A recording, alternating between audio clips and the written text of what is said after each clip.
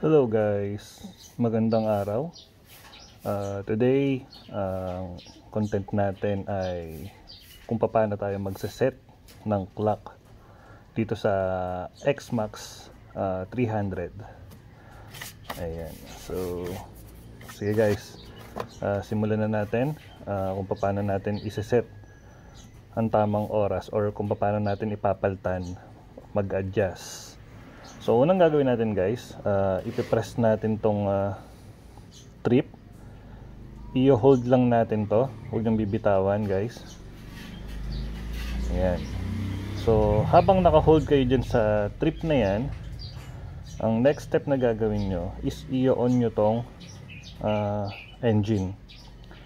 So pag naka-on na yan, huwag nyo pa rin bibitawan, no?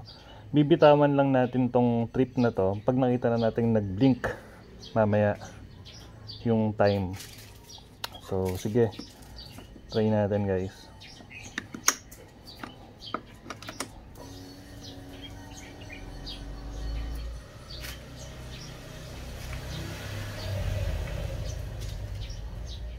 So yun, nag-blink na siya, no? So ngayon paano natin i-adjust? So yung trip na yan, ipipress nyo lang ng short lang, short press lang para maglipat. So try ulit natin. Yun. So check natin kung naka 24 tong ano na to.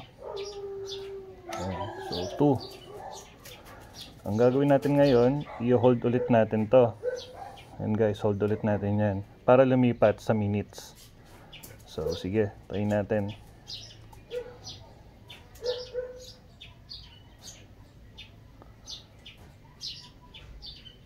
So walang nangyari guys. Ayun. Kailangan pala bibitawan nyo guys. So pag binitawan nyo, tsaka siya lilipat. So ganoon pa rin yung adjustment. So ang time ngayon is, ano ba to? 2:23. So lagay na natin siya sa 2:23. Ayan.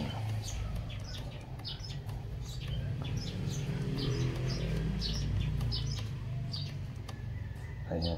Tapos, I'm not sure pero susubukan ko to. Alam ko pa ganun eh. Hindi, ito muna. Yung short muna. Pabalik muna ng matagal guys. Tingnan natin kung nasa-set na siya.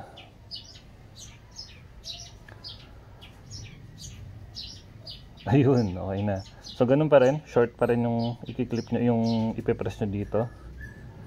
So, all goods na. Okay na yung oras natin. Naka 24 hours siya. So hindi ko lang alam kung pwede siyang i-set ng 12 hours. So yan, 2:23 na. So sige guys. Maraming salamat guys sa panonood.